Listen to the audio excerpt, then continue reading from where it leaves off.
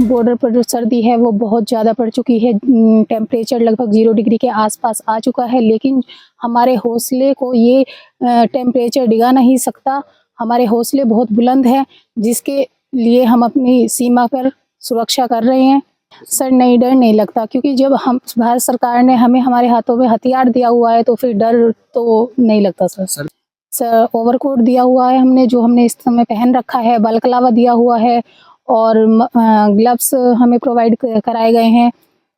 और हमें जैसे रात को एसी भी होती है हमारी, तो हमारी पोस्ट से चाय पहुंचाई जाती है और गर्म पानी हम लेके आते हैं अपना, और काजू बादाम ये सब हमें दिए जाते हैं सर। देशवासियों को मेरा यही संदेश है कि जब तक हम सीमा पर डटकर खड़े हुए हैं, आपको चिंता करने की ज़रूरत नहीं है। आप घर में आराम से रहिए, अपना जीवन खुशहाली से बिताइए। हम अब जब तक यहाँ खड़े हैं, हम आपको किसी तरीके की आँच नहीं आने देंगे आप पर। सर परिवार वालों की याद तो आती है, पर पहला कर्तव्य हमारी सीमा की रक्षा है।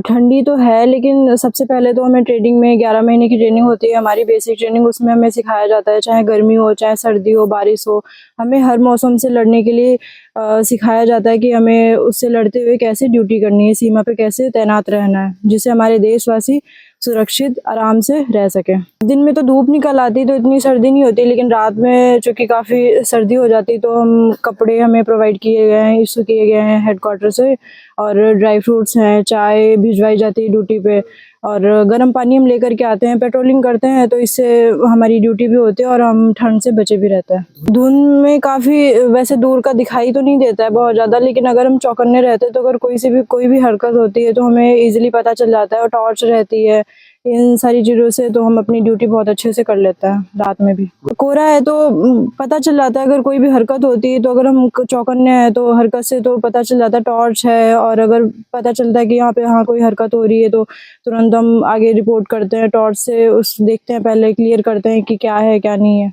अभी 0 डिग्री सेल्सियस के आसपास ही है, काफ़ी कम टेम्परेचर हो गया इस टाइम तो। अभी कड़ाके की सर्दी है, उसमें भी हम लोग ड्यूटी अच्छे से कर रहे हैं, पेट्रोलिंग वगैरह करते हैं।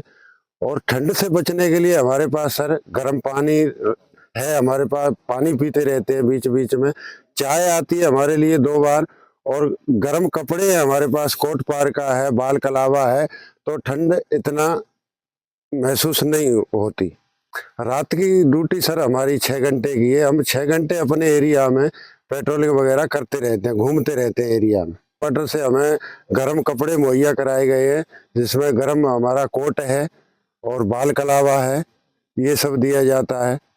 दुश्मन आ जाएगा तो मुंह तोड़ जवाब देंगे सर, हम उसी के लिए पेट्रोलिंग वगैरह घूम रहे हैं, बॉर्डर पे तैनात है, यही हमारी ड्यूटी है।